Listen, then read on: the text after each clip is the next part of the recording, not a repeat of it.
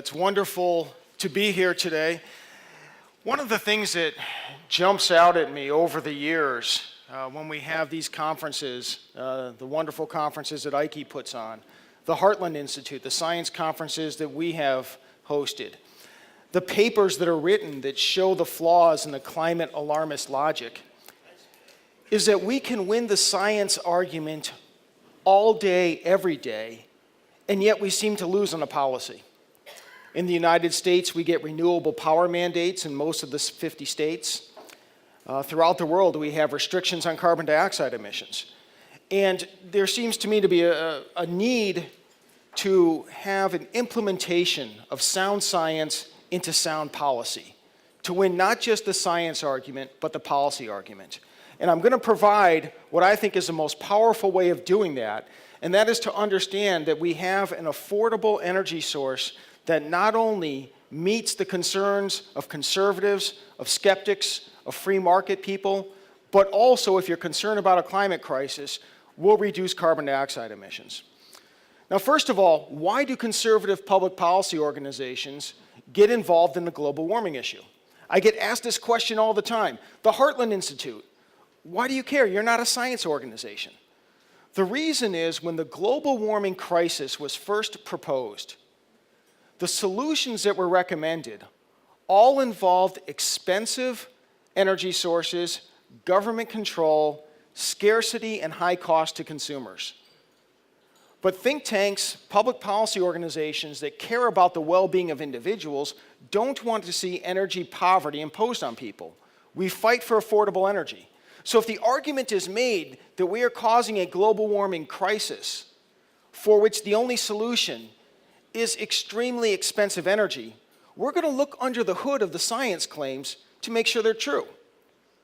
If we're frying the planet, if we're destroying the earth, well, sure, there's almost no price that would be too expensive. Almost any price would be worth it to solve that problem. But first, you have to make sure the problem exists. And that's why conservative think tanks get involved in the issue. We look at the science, we look under the hood, and we see that this is more often than not just an excuse to impose big government and high-cost energy on people. So the Heartland Institute, the Competitive Enterprise Institute, the Cato Institute, the Heritage Foundation, we can and should add IKEK and CFACT and the Spark of Freedom Foundation. That's why we're involved in the climate issue. Energy costs are very important for our economic well-being, for our quality of life. Energy is an important component in the price of virtually every good and service bought, sold, and traded in our economy. When energy prices go up, it's like having a tax increase. The only difference is when we pay higher taxes, there's at least a chance that government gives us something back in return. When you pay higher energy prices, you don't get anything back in return.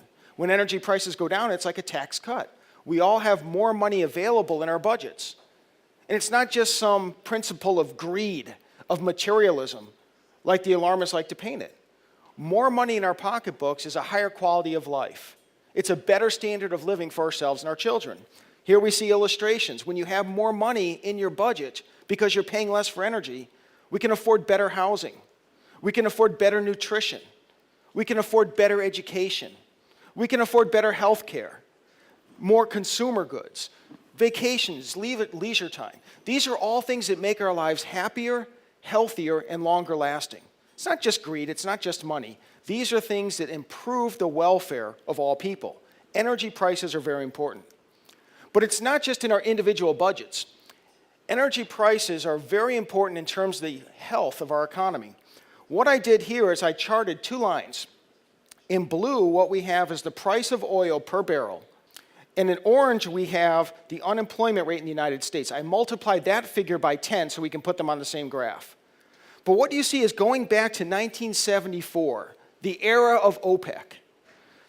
Every single time that we have had in the United States an economic expansion, it's been preceded by a decline in energy costs. Every time we've had an economic recession, it's been preceded by a rise in energy costs. In 2007, 2008, when we had our most recent Great Recession, people talked about, well, this was the effect of the housing bubble. This was the effect of bad banking practices. No, it wasn't. Those were the symptoms, not the causes of the economic collapse. What you see on this chart, if you look at 2007, 2008, look at the blue line. Oil prices, energy prices rose dramatically. And then, just as has been the case every time for the past 40 years, unemployment rates followed. If you want to have a strong economy, if you want to put people to work, then the best thing we can do is make sure that energy prices are affordable. Thank you. I tend to agree. Now, coal gets demonized by climate alarmists, by environmental activists.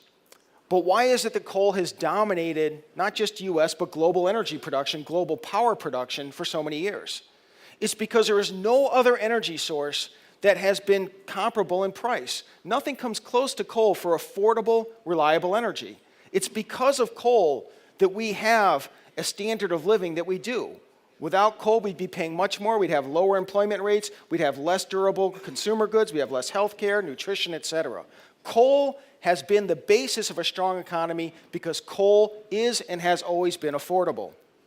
Now, back in 2008, when Barack Obama was running for president, he said in an interview with a San Francisco newspaper that under his plan of cap and trade, as he proposed it, electricity prices would necessarily skyrocket. He was going to put such burdens on coal power that no new coal power plants could be built, and electricity prices would skyrocket. What actually happened? In the real world, electricity prices adjusted for inflation have declined in the United States since 2008. What happened was Barack Obama, he didn't get his cap and trade program that he sought, but he did impose sufficient environmental restrictions that coal power has been burdened. But what Barack Obama didn't plan for is the fracking revolution.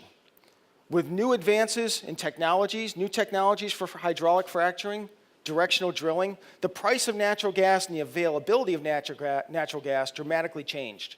And as a result, natural gas prices now became cost competitive, and indeed today 15 to 20% lower than the cost of coal-fired electricity. So coal power's market share in American electricity dropped from 48% in 2008 to 30% today. Natural gas filled most of that gap. Electricity prices declined, and because natural gas emits only half as much carbon dioxide as coal, American carbon dioxide emissions also declined. It's a win-win. Through the free market, not through international agreements, but through the free market, US carbon dioxide emissions have declined more than any nation in the world. Here we see a chart. This illustrates exactly how much the price of natural gas has fallen. You see in the middle of the chart the spike in 2008. That's when Barack Obama promised to bankrupt the coal industry. That's when Barack Obama said necessarily electricity prices would skyrocket. But with the fracking revolution, you see prices since 2009 have been quite low. When people vilify natural gas, ask them what they would prefer to take the place. Now, here we see carbon dioxide emissions globally in the red line. The purple line underneath is developing nations. The green line is OECD nations. These are the developed Western democracies. We see the United States emissions are second from the bottom. The importance of this graph is it shows that globally, while emissions are rising, the most important factor is developing nations, the purple line. Developing nations can't afford wind power. They can't afford solar power. They're too expensive and they're too intermittent. When we ask the environmental activists, what would you have instead of natural gas? They say wind and solar power. But in India, in Indonesia, in Southeast Asia, in Africa, it's a non-starter. You can wish it all you want. You can wish it upon these nations to have solar power and wind power. They're not going to accept it. They can't afford it. So what do? They produce power through coal. But there's an opportunity here, economically and environmentally. This is a global map. I took this from the Berkeley Earth website. This is a real-time monitor of global air quality. And what you see in green, I took this screenshot last week. Look at the United States in the Western Hemisphere. You see that most of the nation is in green. That means good air quality. A few patches of yellow, which is moderate. If we move over to Europe, we see that yellow, moderate air quality predominates. You have some green, you also have some orange and some red. The air quality is somewhat worse. Now if you look at Asia, you see pretty horrible air quality. There is a demand, especially in Asia, but globally, for clean air. But the price of competitors to coal just has not been worth it.